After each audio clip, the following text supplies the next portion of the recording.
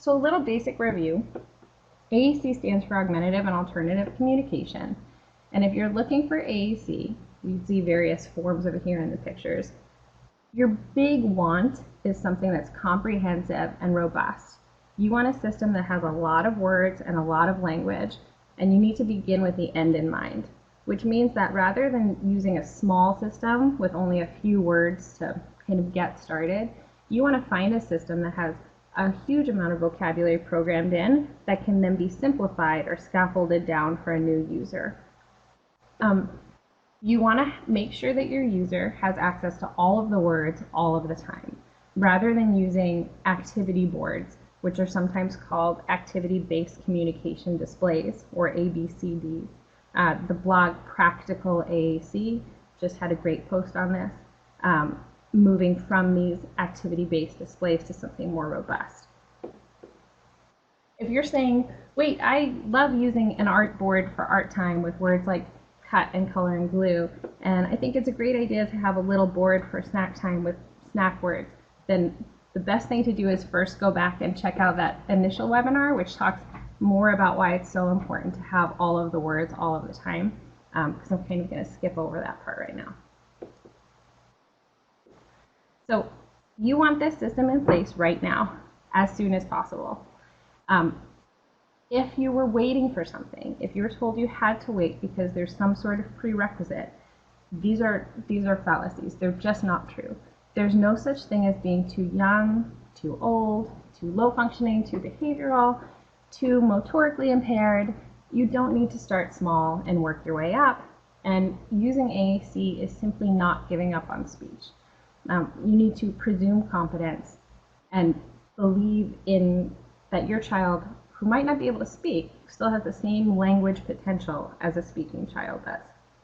And that little Google phrase at the bottom, "Don't wait to communicate" webinar, that will take you to the first webinar, which has been uploaded on YouTube. My child would have been labeled, if I had let kind of the system choose her AAC path, as too young, too low functioning, and too motorically impaired for a large AAC system, until she was too behavioral, which is the category that she would often fall in now.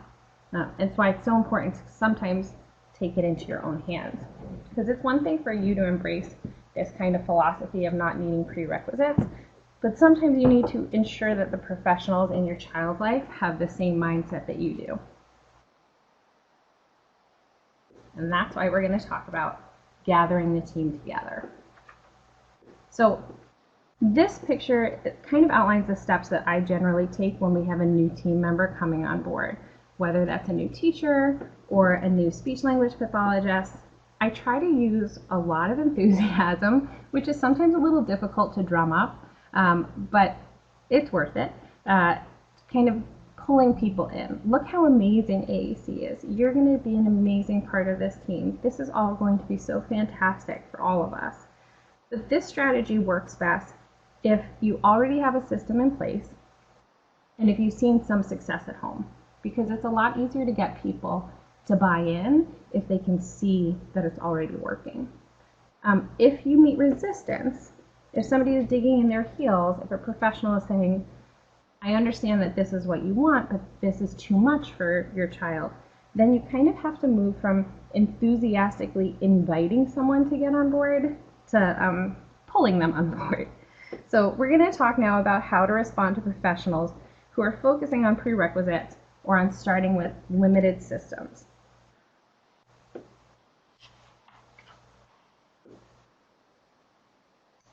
I call this responding to a pro's nose.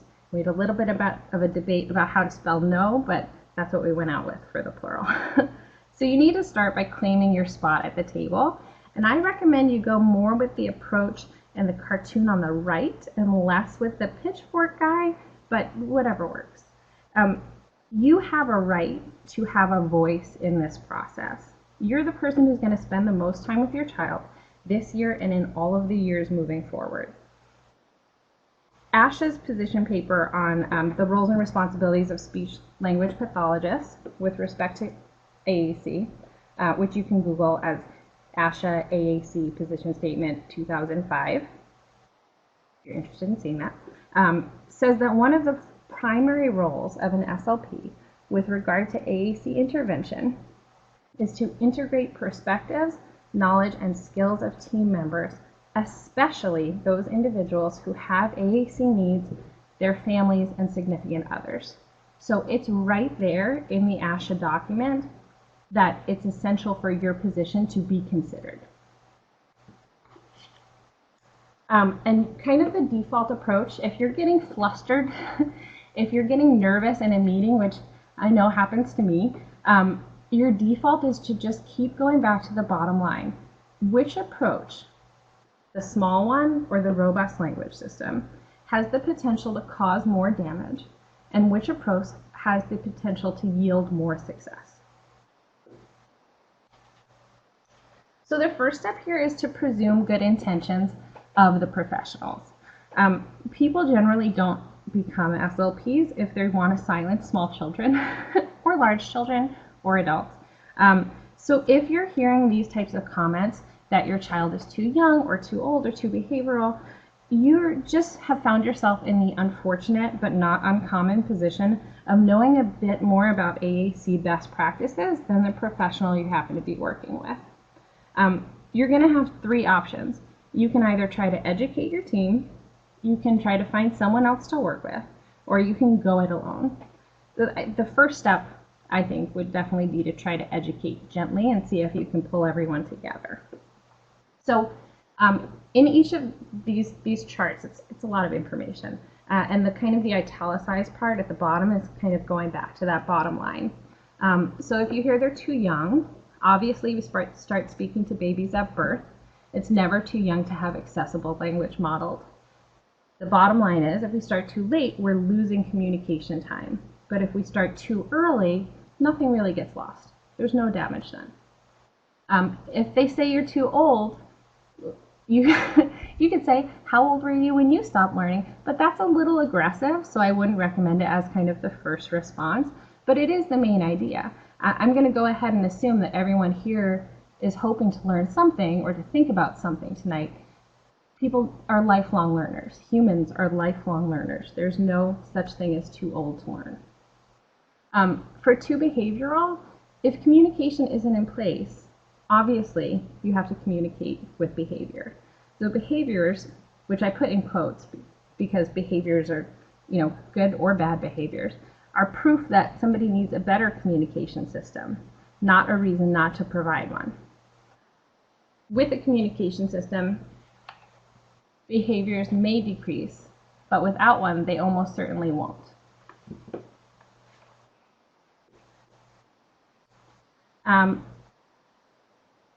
Sorry. Hold on one second. Is everyone hearing me right now? Sorry, I paused. Okay, good. I'm going to keep going. If you hear that somebody is too cognitively impaired, then we can respond that non-speakers are notoriously underestimated by formal tests. There really aren't any formal tests that I've seen used with Maya that measure any semblance of what her potential is. It's hard to know what her potential is because there aren't tests that are designed in a way that really measures them. So you can say, how will we ever know if a child is smart enough to use big words if we never give him big words to start using? And for two, there's a blog post on that, by the way, on assessment of nonverbal children. So here's another Google buzz if you want it. False negatives, evaluations of functionally nonverbal children. That will pull up a blog post that relates to the topic of evaluations and non-speakers. And finally, too motorically impaired, it is challenging. A lot of our kids who need AAC are not simply impaired in the area of verbal language. They have challenges with other parts of their bodies, with motor movements, but there are solutions to these challenges, such as the ones that I listed here: key guards, targeting squares or occluders, gloves with a fingertip cut out so that only that fingertip is going to activate a touch screen, switches, eye gaze devices.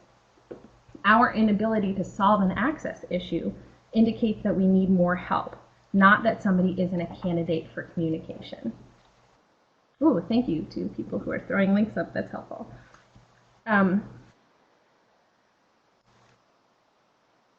And finally, starting small and working your way up, it kind of makes sense. I understand why people fall into this trap. If you want to start using AAC with somebody, I can see why people want to put out a few word cards first and then move up. But it's not a great system. When we speak to babies, we use all of the words, right? You can't learn to use all of the words and form syntax and sentences and full thoughts if you don't have a lot of words to use. And if you start with a small system, every time you graduate to the next system, your words are going to move, your language is going to, your organization will change. It's going to make someone have to constantly prove that they're ready for the next step.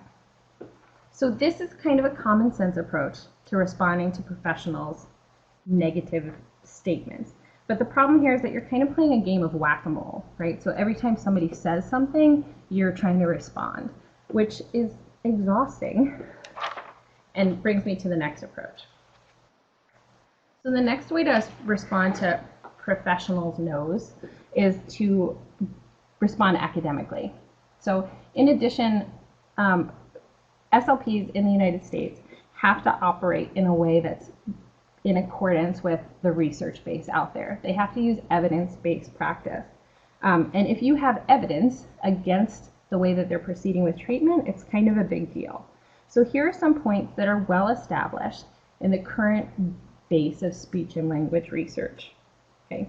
AAC is an intervention approach that can stimulate speech and language. It is not a last resort. Negative behaviors decrease as functional communication increases. Spoken language input during therapy should include correct grammar and morphology. And what I mean by that is if a child in speech therapy said, I talked to her yesterday, the speech therapist would respond, oh, you talked to her yesterday, or you spoke to her yesterday. You kind of recast to include the correct grammar. And if you have a system that doesn't have grammar, that doesn't have verb tenses or plural markers or possessive, then you can't use that language input that is correct. The research base also says AAC should be introduced before the child reaches the frustration level. And there are some great handouts at that link there, or if you Google it, AAC Myths Revealed Dynavox. Dynavox has made a series of handouts that kind of refute each one of the points I was just talking about with research links at the end. They would be very handy to bring to a meeting if you're advocating for a large system. You can also turn the tables by asking them questions. So instead of them saying negative things and you respond, just kind of take the driver's seat and say, show me how this is going to help her form grammatically correct sentences. Show me how this is going to help her make a joke or ask a question instead of just labeling nouns. And when all else fails, you got to look for another path. So ask what happens if you reject the recommendation. Look into a private AAC evaluation, which is often done at local hospitals or rehab centers. Each state is supposed to have an AAC lending library. That might be worth looking into, or devices that could provide grants. And then the last resort, can you do this on your own first and then push it into the school?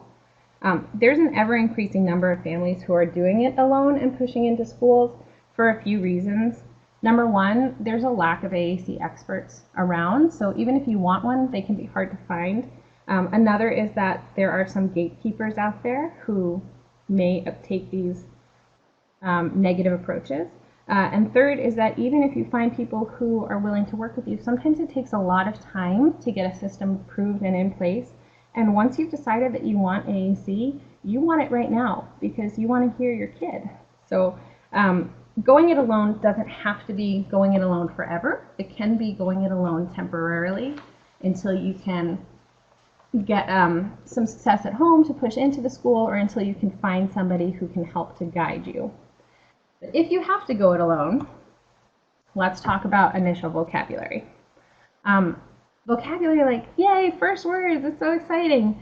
Except that's how I feel when I thought about talking to you guys about first words. because it's tricky. It's on one side you want your child to have all of the words, they want to say everything. And on the other hand, you need to start with a set small enough so that your child will feel successful and will be able to start looking at things and finding patterns and maybe even jumping in sooner rather than later. So I cannot stress enough here that I'm providing just some general thinking points. These are not rules to follow when you pick vocabulary. Every child is going to be different. Everyone is going to need different things in that first vocabulary set, but hopefully I'll say a few things now that will make you think, oh, I know how this would work for us. So when you think about first words for an AAC system, I would think of a mix of core words and highly motivating fringe words. If you haven't heard of core words, those are the words that make up about 80% of everyone's speech. Words like I, you, eat, play, up, down, in, out.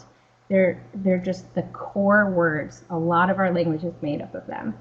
Then the child will also have personal core words, such as the names of family members, medical words. If you have a child who has seizures and you talk about seizures a lot, that could be one of your child's personal core words, or words that are centered around your life. And then highly motivating fringe words, I mean, kids like weird things.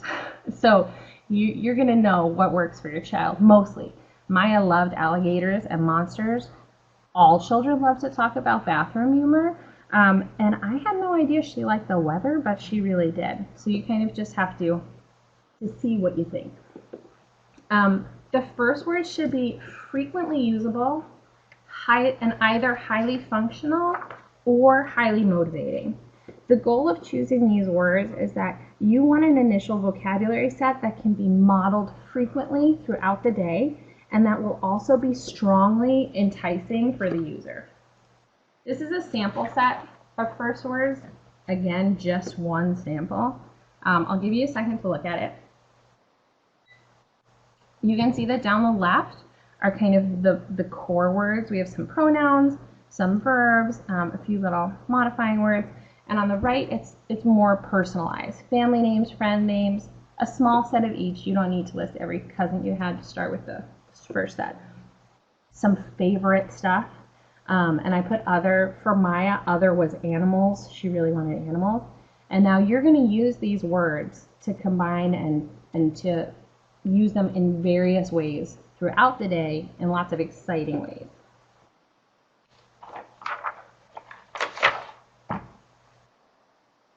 Okay, and then when you start thinking about next words or other words, it gets a little overwhelming. There's so many words.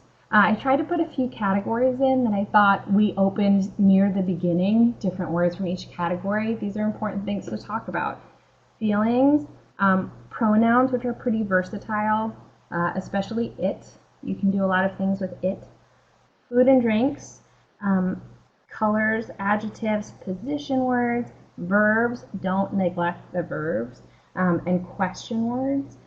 It's good to think categorically because a lot of AAC systems are, or early AAC selection, if you're using something where you only get a few words, are kind of noun heavy, but you want to make sure that you're really mixing it up to provide a balanced language even when you only have a few words in there. Resist the urge to use phrases, although I put a little star because there is a place for phrases.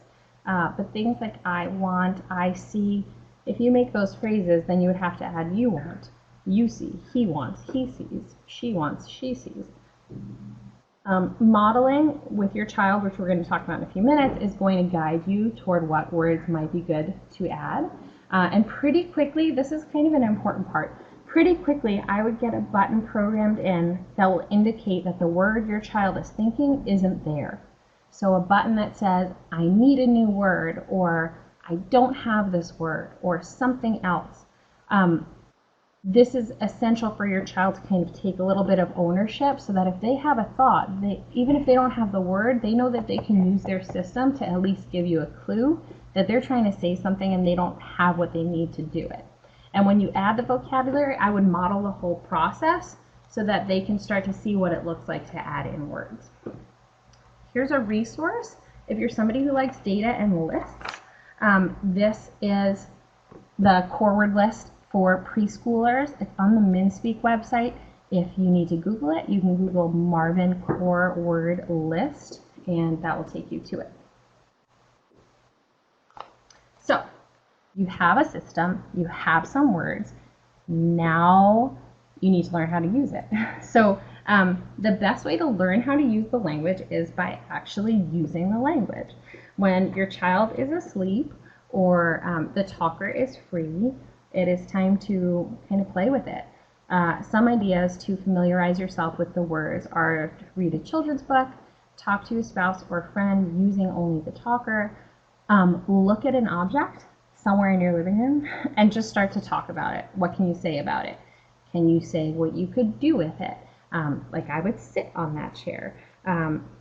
What can be said? Can you describe it? Can you talk about the texture, the color? And then you want to think about the things that your child loves most of all and figure out how you could use the words that you have to talk about those things. So for example, if your child really loves tickling, you could say more tickling, stop tickling, I tickle you, want tickle, want stop tickle, want more tickle. And there's so many possibilities. The more stop combination, so you tickle the child and then you stop and you say stop. Then you wait. Then you push the button that says more and tickle them some more. Then you wait. Then you say more and you tickle them some more. That more stop combination, or go stop, if your child likes swinging or trains, is a powerful combination. And more and stop are such versatile words that even if you just pick that pair to get started with, you could use it when you're eating for more stop. You could play part of their favorite video on YouTube and model more stop. That's an easy combination to get started with, which brings us to modeling. So you're going to want to start using the system in front of your child, which is called modeling or aided language input. And this is the way that children typically learn language. So typically, you talk to babies, they listen for months or years without any expectation that they're suddenly going to talk back to you, and eventually they speak back. When you're doing modeling or aided language input or aided language stimulation, you're kind of applying the same approach to AAC use. So you're going to model on the AAC system without any expectation that they are going to use it. And eventually, they will be ready to use it too. So AAC is hopefully going to provide your child with an easier way to access language motorically, but easier doesn't mean easy. You should expect this to take a little bit of time, which we'll get back to in a minute. But first, let's think about why we model. And I'm going to use this image. This was, I'll put up the link in a minute. This is from Mary Louise Bertram's recent post on modeling, which was on Jane Farrell's blog. And it was a fantastic post. This is a Greek pod page set. Imagine you're a new AAC user and someone gives you this communication board. Why would you need an adult to model on it? I would certainly need an adult to model on it. If you're not literate, and most of our children who are new AAC users are not fully literate, you can't read the labels, which is why this Greek page set is such a great example for us to look at. When we hold an AAC device in our hands that's labeled in English, we can see immediately what all the tiles mean, but our children can't do that. So they need to see and hear the language being used so that they can connect what those buttons and words mean. And that link is here at the bottom, and I didn't put the Google terms because it's right there, why we do aided language stimulation, and you should too. If you Google that, it'll come right up. It's a fantastic post.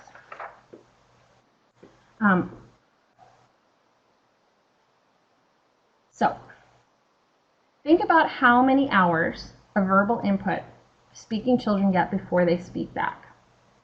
Now think about how much AAC input our users get before we expect them to speak back. To quantify this, Jane Corsten put this up in 2011 on the Quiet listserv. I'll let those numbers sink in for a second. By the time a child starts speaking at 18 months, they have received 4,380 hours of language input, hearing speech. If somebody is using an AAC system only during speech sessions for 20 or 30 minutes twice a week, it will take them 84 years to get that same amount of language input. When I heard that quote the first time, it took my breath away. The bottom line is that it's just right there. I mean, it couldn't be more clear why it's so important that we model, and that we model frequently, every day, for our children, because they need that language input if they're going to become as proficient with their AAC system as speaking children are with speech.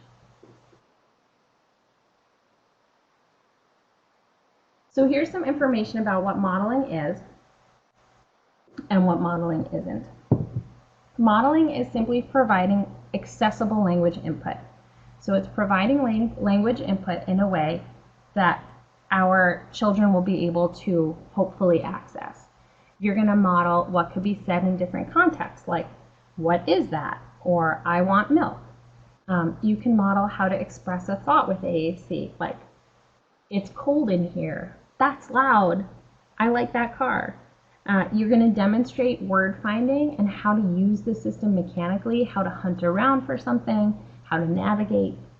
You're going to demonstrate conversational repair, like, you don't understand, or that's not right. Or when you're in the early phases and you don't have that many words, just no. Did you want waffle? No. You need to model that kind of repair and rejection. Modeling is not, it's blue. Now you say blue. Or, it's blue. What color is it?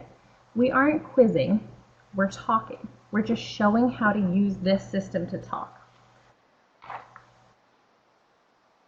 Last weekend, I took the kids to the New York City Marathon, and this is an actual picture I took.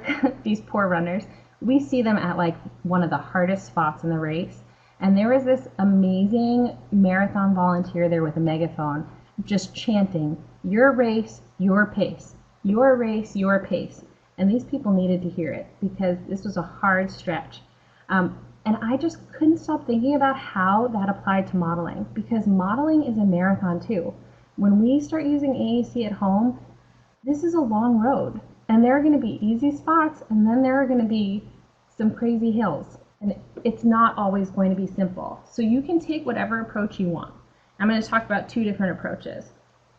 Here's the laid back approach to modeling. You kind of tell yourself, this isn't rocket science, because it's not.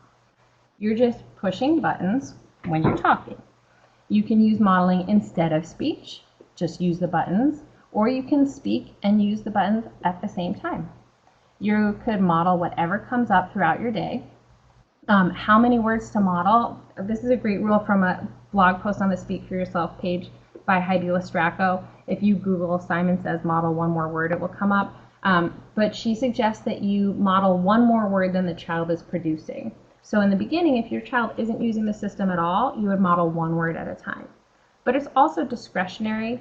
If you feel like your child is ready for some longer sentences, throw them in. It's not going to hurt. This is the laid-back modeling approach. There are no rules. You can model whichever words come up in conversation.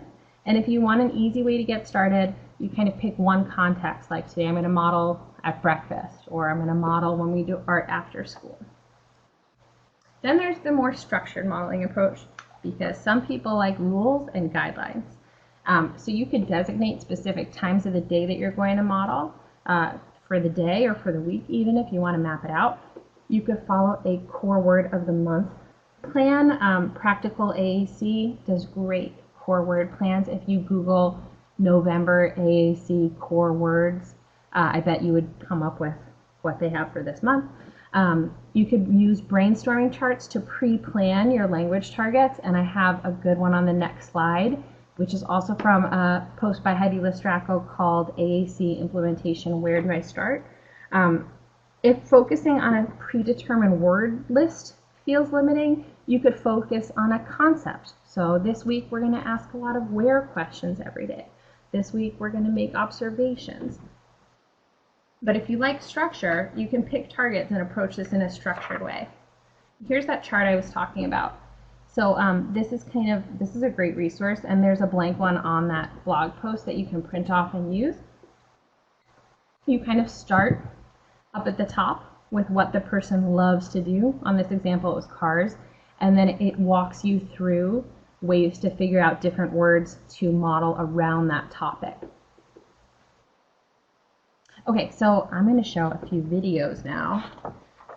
And this is the first video. I went back and pulled videos of both my kids as users when they were young, since this is a beginning implementation webinar. And I'm going to take a minute to kind of move some stuff around here, I think. Oh, thanks, guys. Let me know if the audio is not right. It should be. Sorry, it's funny that I'm here doing technical stuff because technical stuff is not my strong point. Let me mute myself and I'm going to put this video on. This is a video that is about modeling and also about the next topic we're going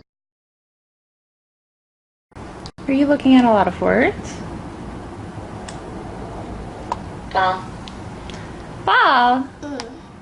Who likes to play with the ball?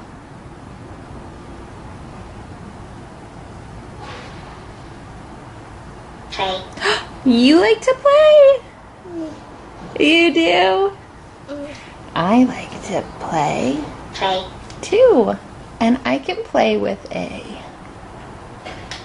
ball just like you.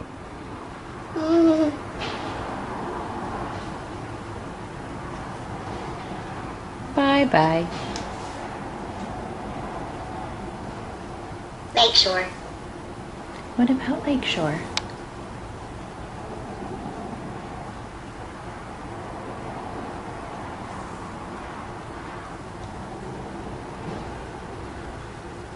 Lakeshore.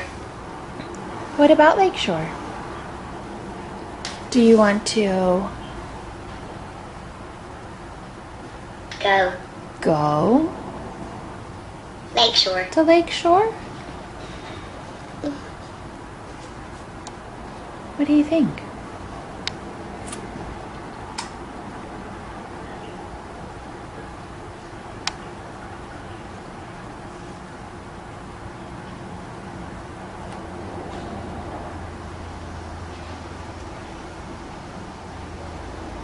Santa. Santa! I remember what Santa says. Do you remember what Santa says? What does he say? Ho, ho, ho. Can you say ho, ho, ho?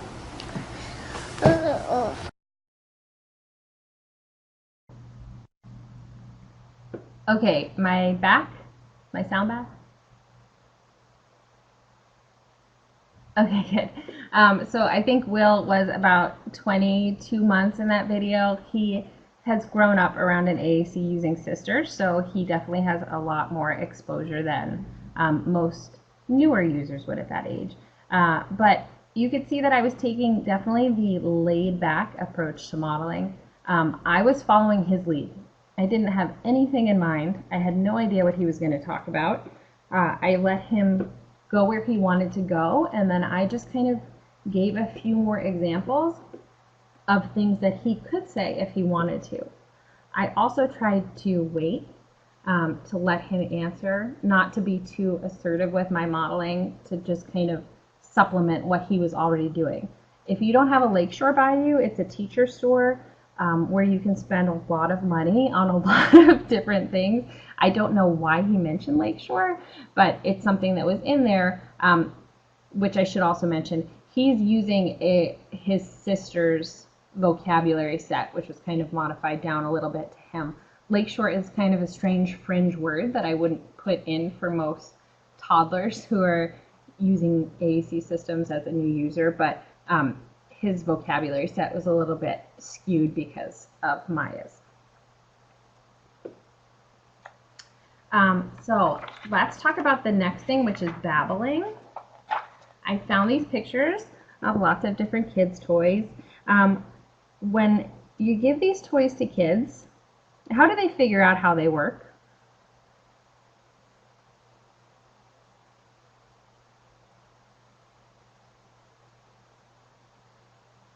Oh, there we go. Everyone's talking. Hi, everyone. Yeah, by pushing the buttons repeatedly until their parents are tempted to take the batteries out and hide them at night because all you hear are the same buttons over and over and over again. If you give a kid a thing with buttons, they push the buttons. That's what they do. How silly would it be to give a child one of these things and say, press the green button. Go ahead, press the button that says green. It's not going to work. That's not the way that you learn about something. If you get something with buttons, you push all the buttons. Somehow, this doesn't always translate with our AAC users. So people who are using AAC in a classroom, a new user, they're going to want to push all the buttons. They're going to want to keep playing with them. Oh wait, I forgot. What does that one say that has the triangle on it? Let me push it. Let me push it again. Let me push it 3 more times and see if I can make a big string of words with it. And the teachers or aides in the classroom might think, he's just playing with it. He's not using it for communication. He's not using it in a purposeful way. This isn't what they're supposed to do with a communication device. But this is an essential part of using a communication device. The same way babies babble, children need to have space to babble with their AAC devices.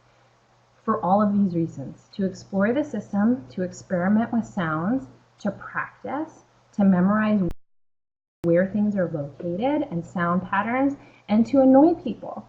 Because yes, both of my children have made giant strings of no, no, no, no, no, no, no, no, no, no, no, no, no, and then just laughed and laughed while I kept saying, how do I clear this out? How do I clear this out? But it's part of what kids do. So here's a little video about Babble time. And let me pull this up. This is Maya when she was much smaller. Let's see what this video is. Okay.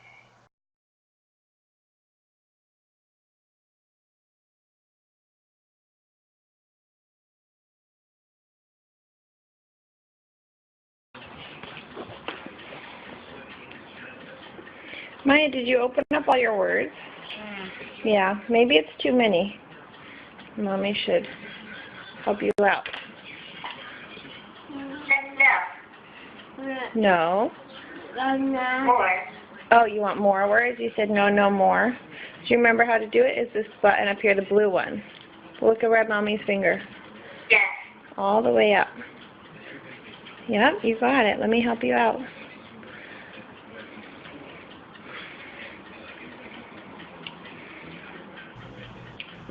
Okay, so Maya's device, I should have mentioned this beforehand, but the app that Maya uses actually has a button at the top that lets her open up all of the words in the system, even the words that I hadn't put into her small page set.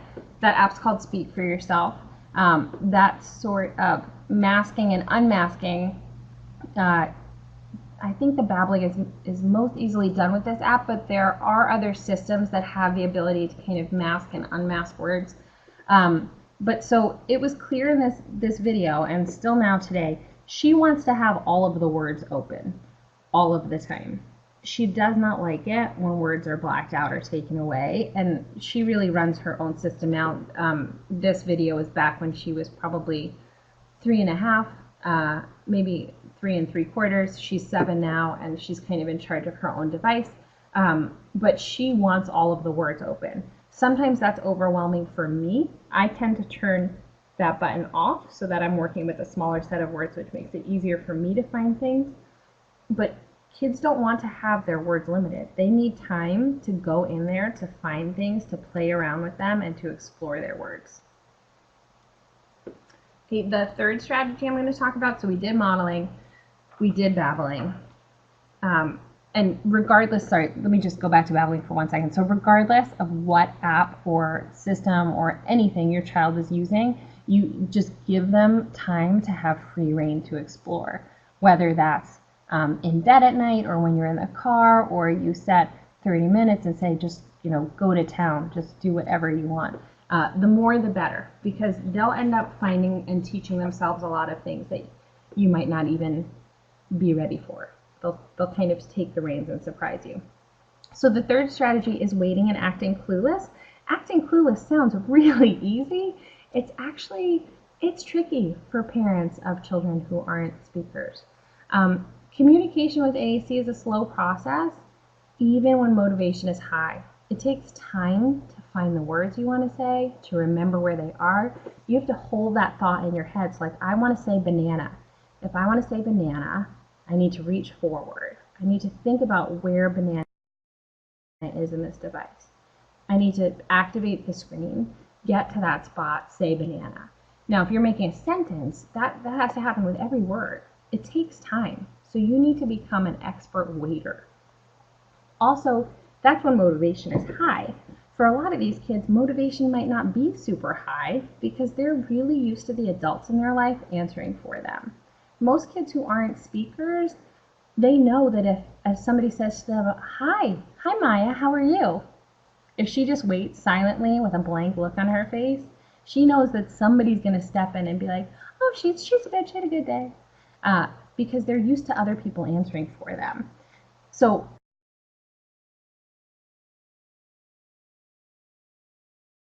you have to walk this tightrope again. Here's another confused looking tightrope guy, between acting clueless to kind of draw that communication out, but also not acting so clueless that you're frustrating your child too much. If a child goes near the sink and points at it, and you wait and act clueless, instead of you're waiting for them to say water or to make a sound or to use a talker, that makes sense. Now, if you're waiting too long, if they're getting frustrated, then that would be a great time to step in and model like, oh, I think you want water. Look, we could say it this way, water. And then you just move on. You don't make them say it. It's not a test. You're just showing them how they could build communication into that place. And the bottom line is, when you're not there to translate, people really will be clueless. Our kids need to learn how to kind of step up and be a little more assertive as a conversational partner. And also, sometimes you think you know what they want, but you really don't, which has happened to me many times. So here's a video.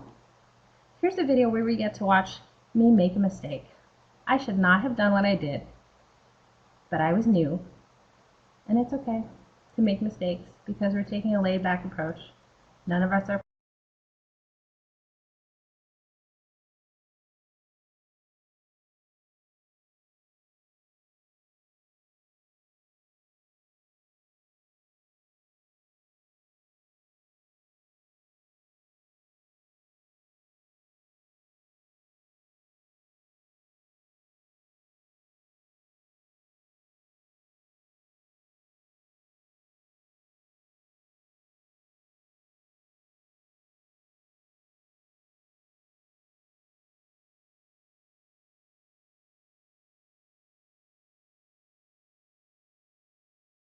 Yeah, you're eating your vitamin and playing with your...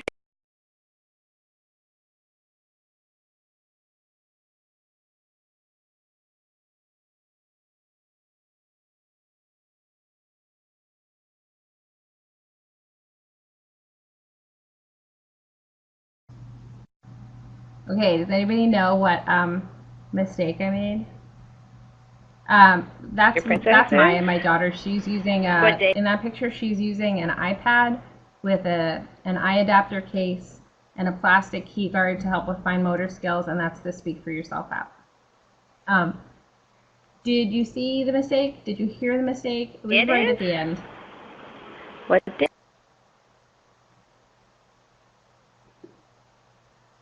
I see two people typing. I don't know if they're talking to me or if they're going to say something else. I'm waiting to see.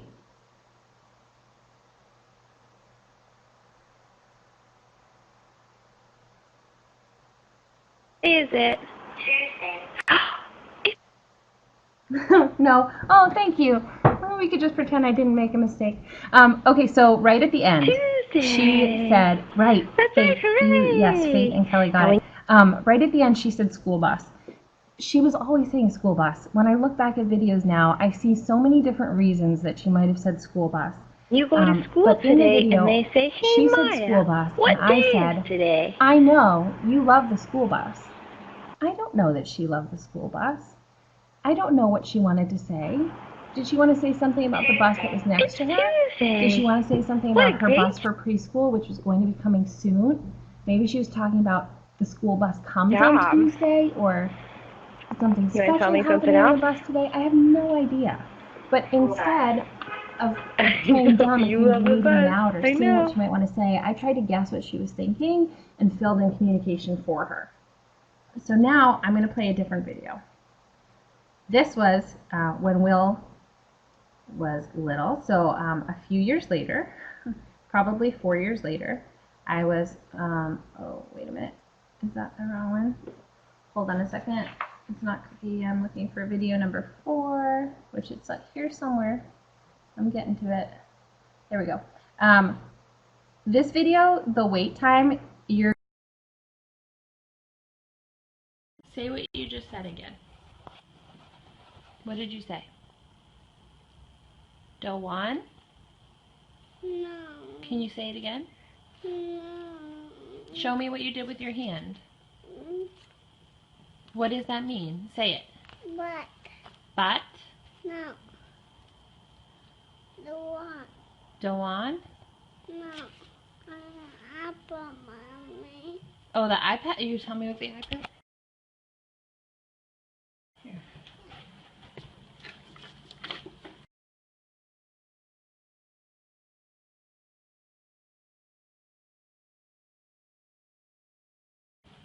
Here. What is it?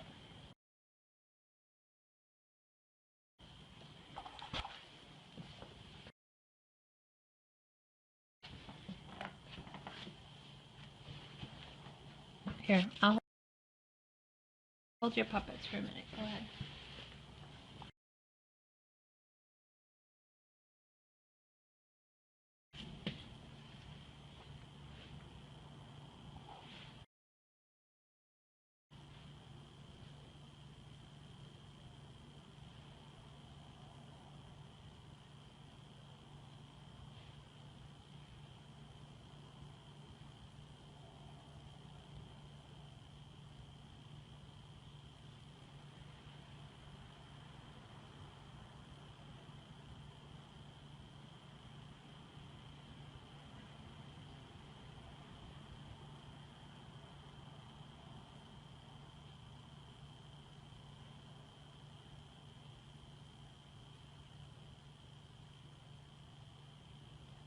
Field trip.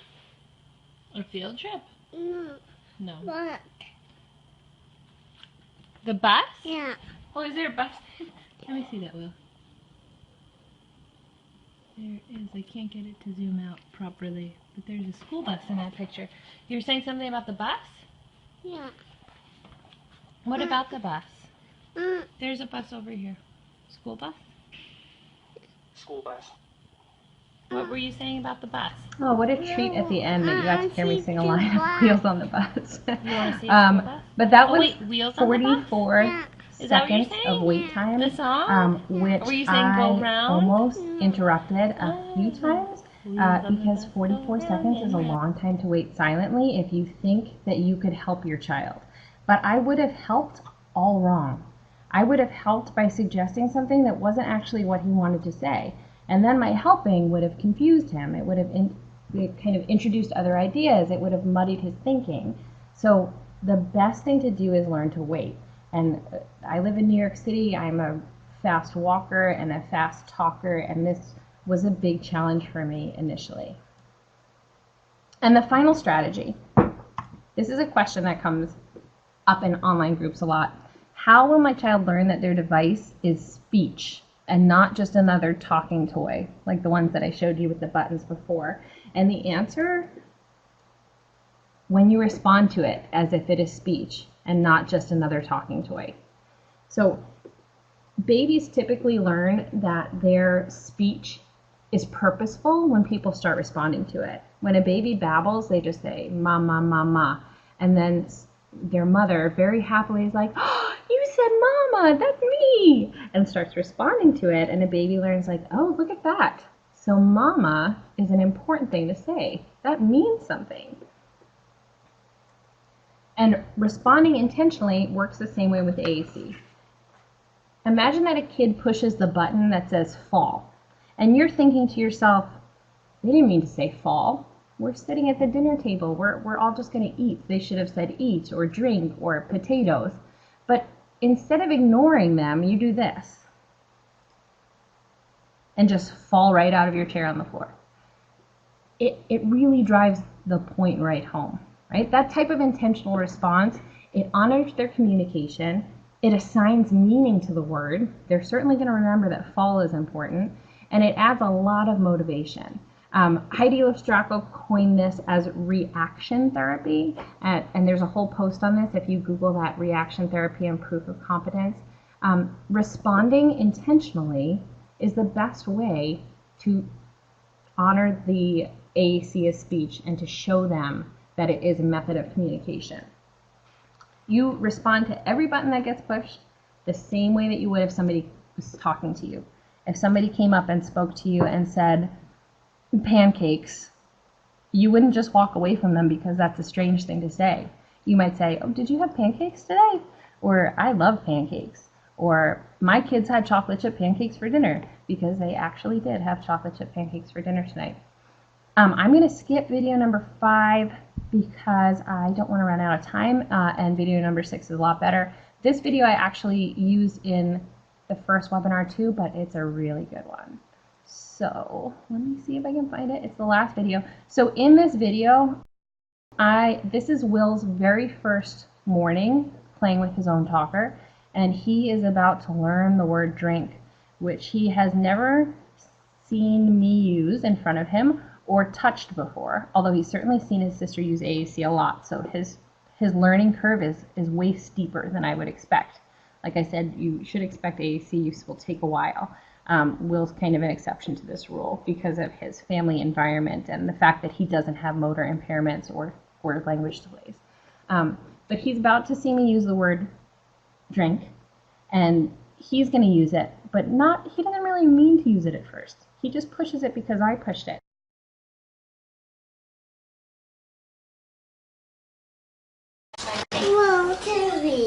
Smoothie, maybe later.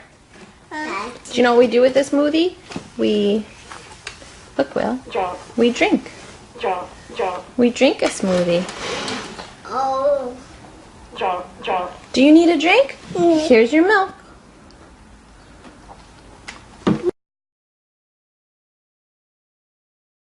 Mom. You need a drink? Here's your milk. You need a drink? Here's your milk.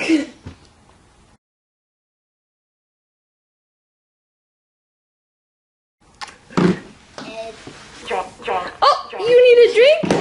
Oh. Here's your milk. Oh my goodness. Oh, you need a drink?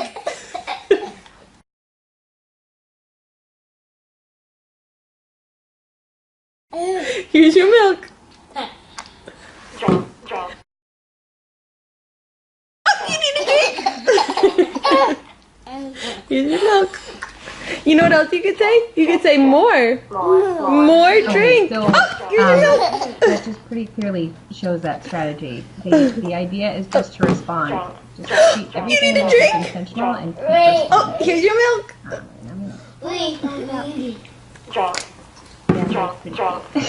Will, you need a drink? Here's your milk.